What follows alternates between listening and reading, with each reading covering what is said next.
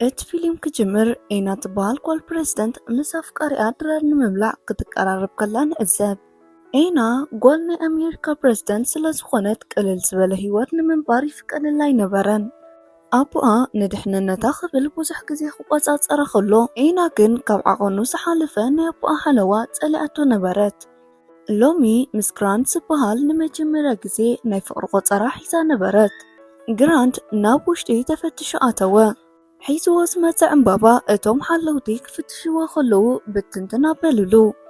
ኣብ መወዳእታ ኤና ትመፅእ እሞ ክልቲኦም ስለ ዝተረኣዩ ናብ ሓደ ክባር ዝበሃል ሬስቶራንት ይኸዱ።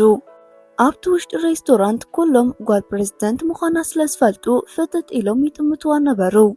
ሓንቲ ደ ቆልዑ መፅያ ደቀይ ብጣዕሚ ምስ ፈትውኺ ሓንሳብ ምስኦም ክስእለኪ ኢላ ክትስእላ ከላ ግራንቱን ምስ ኣብ ስእሊ ክኣቱ ክብል እታ ሰበይቲ እስከ ናብ ዝበል ብምባል ካብቲ ስእሊ ውፀቶ። ግራንት ድማ እታ ሰበይቲ ብዝበለቶ ነገር ሕፍረት ተሰምዖ። ኤና ግን ኣመና ኣፍቂራቶ ክትከውን ከላ ብዛዕባ ነብሳ ኢዳ ሒዙ ምስዕለላ ድማ ብዝበለፀ ተማረኸት። ሰለስተ ወዳት መፅኦም ሰላም ክብልዎም ከለዉ ኮፍ ኢሎም ዝነበሩ ናታ ጋርድታት ሽግር ዝፈጥሩሎም መሲልዎም ብቁልጡፍ ተሲኦም ንሰለስቲኦም ሒዞም ይኣስርዎም። ፖላይስ ድማ ናብቲ ከባቢ መፅኦም ንሰለስቲኦም ሒዞሞም ይኸዱ። ኤና ድማ በቲ ዝተፈጠረ ነገር ኣመና ተሸማቐቐት። ግራንት ከዓ የዕሩኽቱ ብዘይፈልጥዎ ነገር ኣብ ከምዚ ምእታዎም ብዙሕ ሓሰነ። ድሕሪ ድራር ናብ ሲነማ ንኸይድ ተባሂሎም ስለ ዝነበሩ ሰዓት ከይከደ ንኸይድ ምስ በለቶ ግራንት ግን ንስኺ ብዙሕ ኣለዋ ዘለኪ ጓል ንጉስ ኢኺ ኣነ ከዓ ከምዚ ዓይነት ህይወት ኣይለመድኩን ስለዚ ኣብዚ ኣኽለና ኢልዋ ይኸይድ። ኤና ድማ በዚ ነገርን በቦኣን ሓዚና ናብ ገዝኣ ተመለሰት። ንፅባሒቱ ኣብ ናይ ቁርሲ ሰዓት ዝግበረላ ዘሎ ካብ ዓቐኑ ዝሓለፈ ምቁፅፃር ኩሉ ነገራታ የበላሽወላ ከም ዘሎ ነቦኣ ነገረቶ። ቀፂላ ኣነ ቆልዓ ኣይኮንኩን ኩሉ ነገር ይፈልጥ ስለዚ ባባ በጃኻ ግደፈኒ ኢላ ለመነቶ። ኣቦኣ ግን ንዓይ ኩሉ ግዜ ህፃን ኢኺ ምክንያቱ ንዓይ ከትክዑ ዝደልዩ ሰባት ባእኺ ክመፁን ይኽእሉ እዮም ስለዚ ኩሉ ግዜ ሓለዋ ከም ዘድልየኪ ፍለጢ ይብላ። ድሕሪ ቀትሪ ኣቦኣን ኤና ንሓደ ሰሙን ናብ እንግሊዝ ክንከይድ ኢና ኢሉ ተዳለወ ይብላ። ኤና ድማ እዚ ሞ ፅቡቅ ኣጋጣሚኡ ምስ ኣብኡ ዘላ ገብርኤል ኮንሰርት ክንኣቱ ኢና ስለዝተባሃልና ኮንሰርት ክኣቱ ፍቅደለይ በለቶ። ኣቦኣ ብሓሳባ ይሰማዕ እሞ ወልሓደ ጋርዲ ምስኣ ከምዘይልእ ከላ ቃል እተወቶ። ኣቦኣ ድማ ክልተ ሓለውቲ ጥራሐይ ዝልእኸልኪ ኢሉ ቃል ይኣትወላ። ኤና ድማ በዚ ነገር ኣመና ትሕጐስ። ንፅባሒቱ ናብ ዓዲ እንግሊዝ ጉዕዞኦም ጀመሩ። ኣብኡ ምስ በፅሑ ናብ ብዙሕ ቦታታት ይዛወሩ። ንምሸቱ ድማ ናብ ሓደ ብዙሓት ሰበስልጣንን መራሕቲ ሃገርን ዘለውዎ ድራር ተጋቢዞም ኣቦኣን ኣዲኣን ይኸዱ። በዚ ድማ ኢና ነታ ገብርኤል ትበሃል ጓል በዓል ስልጣን ረኸበታ። በብዓመቱ ዝዳሎ ዓብ ኮንሰርት ስለ ዝነበረ ናብኡ ክንከይድ ኢና ተባሂለን ነበራ። ሕጂ ግን ውፅእ ኢለን ከተማ ክዛወራ ስለ ዝደልያ ብኸመይ ክወፃ ከም ዝኽእላ ክዘራረባ ጀመራ። ድሕሪዚ ክልቲአን ክዳነን ይቕይራ እሞ ገብርኤላ ድማ ንናኤና ጨጉሪ ስታይል ቀይራትላ። ብድሕሪ ዝቐሲለን ሰብ ከይረኣየን ካብቲ ቦታ ሃደማ። ደገ ምስ ወፃ ኤና ኣብ ፊታ ሞቶ ሒዙ ኮፍ ዝበለ ወዲ ደጀኻ ተሓባበረኒ ካብዚ ቦታ ሒዝካ ንኸይድ በለቶ። ኤና መወዳእታ ትደልየ ነፃነት ብምርካባ ኣመና ተሓጐሰት። ነቲ ወዲ ሽሙ ምስ ሓተተቶ ቤል ከም ዝበሃል ይነግራ። ኤና ግን ሕጂ እውን እቶም ሓለውቲ ከም ዝከታተልዎ ዘለዉ ሪኣ ቀልጢፍ ክሕብኣኒ ምስ በለቶ ናብ ሓደ ጭር ዝበለ ቦታ ይወስዳ። ድሕሪዚ ጠጠው ኢሎም ዳዕለሉ ከለዉ መስተ ክሰቲ ደልየ ኢላቶ ናብ ሓደ ዝፈልጦ ቤት መስተ ይወስዳ። ኣብኡ ድማ እንዳሰተዩ ዕላል ጀመሩ። ኤና ድማ ካብ ዓቐን ዝሓለፈ ክትሰቲ ጀመረት። ኤና ስራሕካ እንታይ ኢላ ምስ ሓተተቶ ፎቶግራፈር ከም ዝኾነ ይነግራ። ኣብ ደገ ናይ መኪና ድምፂ ሰሚዓ እቶም ሓለውታ ምዃኖም ስለ ዝተረድኣ ቀልጢፋ ናብ ሸቓጥ ብምኻድ ተሓብአት። ቤን ድማ ይወፅእ እሞ ነቶም ናይ ኤና ሓለውቲ ኤና ኣብ መሕፀቢ ክፍሊ ከም ዘላ ይነግሮም። ለካስ ቤን እውን ሴክሪቲ ናይ ኣቦኣ ሰራሕተኛ ነበረ።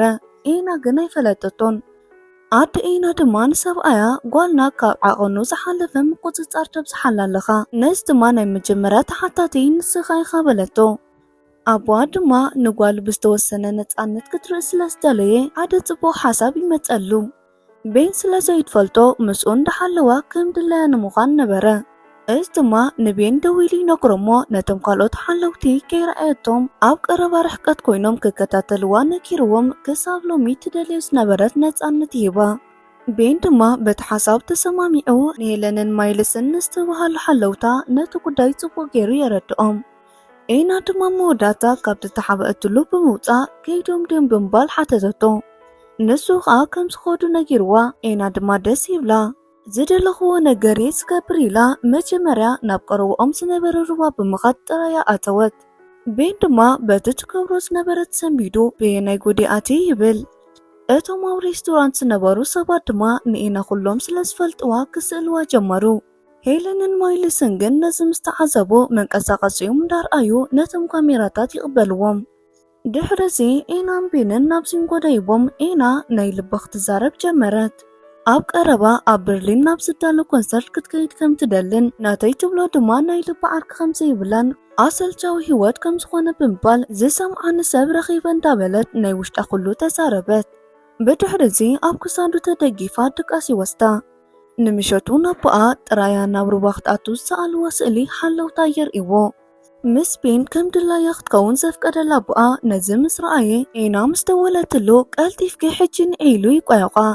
ኤና ድማ ግን እኮ ናይ በርሊን ኮንሰርት ክሪኢ ተሃንጥየ ዘለኹ ምስ በለቶ ኣቡኣ ከዓ ንሱ ንዓየ ይትወንን እዩ ሕጂ ጥራይ ቀልጢፍኪ ንዒ ይብላ። ኤና ድማ ኣይመፅእኒ ኢላ ቴሌፎን ብምዕፃው ንቤን ቀልጢፍና ናብ በርሊን ናብ ዝኸይድ ባቡር ንሳፈር ምስ በለቶ። ቤን ድማ ምስ ኣቡኣ ከም ዝተባኣሰት ፈሊጡ ናብኡ ምኻድ ይትረፈና ኢሉ ንዓኣ ንምእማን ዝከኣሉ ኩሉ ነገር ይገብር። ኤና ግን ናይ ባቡር ድምፂ ሰሚዓ በጃኻ ቀልጥፍ ገዲፍና ከይድ ብምባል ጎየየት። ቤን ከዓ ወልሓደ መራፂ ስለዘይነበሮ ደድሕሪኣ ይስዕብ። ኣብታ ውሽጢ ባቡር ምስ ኣተው ግን እታ ባቡር ክሳብ በርሊን ከም ዘይትኸይድን ጠጠው ትብሎ ቢነ ዝተባሃለ ከተማ ምዃኑ ይሰምዑ። ኤና ድማ ፀገም ይብሉን ጽቡቕ ኢኸማን ኣብ ቢነስ ወሪድና ከተማ ተዛዊርና በድሕሪኡ ናብ በርሊን ንሳፈር በለቶ። ኣብ ቢነስ ወሪዶም ድማ ኣብታ ከተማ እንዳተዛወሩ ጽቡቕ ግዜ ይሕልፉ። ቤን ከዓ ጽቡቓት ዝበሃሉ መዘከርታ ስእልታት ይስእላ። ንምሸቱ ድራር ንምብላዕ ናብ ሓደ ሬስቶራንት ምስ ኣተዉ ግን ሰባት ስለ ዝፈልጥዋ ኣዒንቶም ካብኣ ምፍላይ ስለ ዝኣበዩ ጣዕሚ ስኢና ከፊልና ንኽድ በቃ ኢላ ቦርሳ ምስ ፈተሸት ቀትሪ ኣብቲ ከተማ እንዳተዛወሩ ከለዉ ሰልዳ ሰረቕቲ ወሲዶሙላ ነበሩ። ቤን እውን ጅቡኦም ፖርቶፊሊዮን ምስ ረኣየ ናቱ እውን ተሰሪቑ ነበረ። ወልሓደ ኣማራፂ ስለ ዘይነበሮም ድማ ተዘራሪቦም ይሃድሙ። እቲ ኣሳሳይ ሰልደይ እንዳበለ ይቆዮም።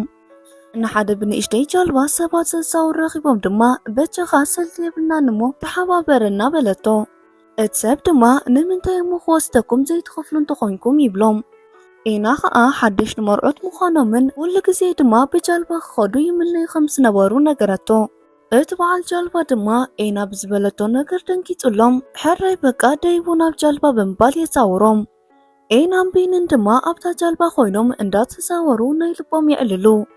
ኤና ድማ ንስኻ እንተዘይትህሉኮ ከምዚ ኢለ ክዘናግዕ ምኽኣልኩም ብምባል ኣመስገነቶ።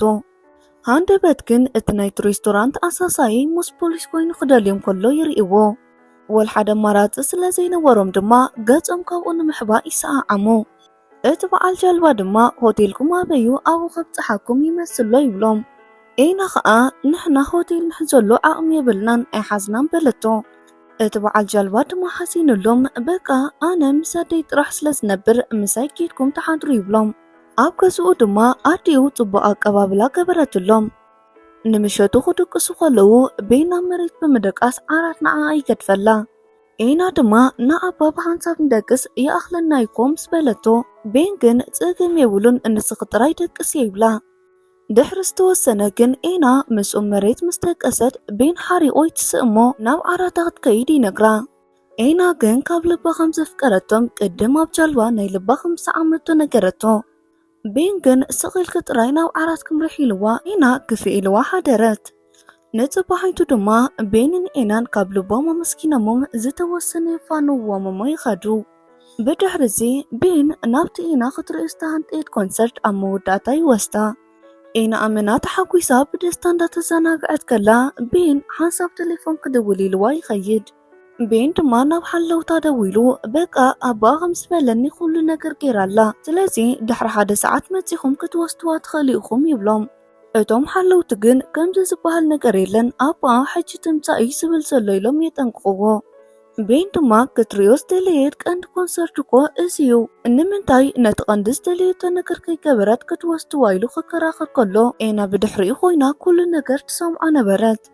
ኤና ግን ንምንታይ ናብ ኣባኣ ደው ኢሉ ሎቕመፅመፅ ምባሉ ክርድኣ ስለዘይከኣለ ፀሪፋቶ ኸደት።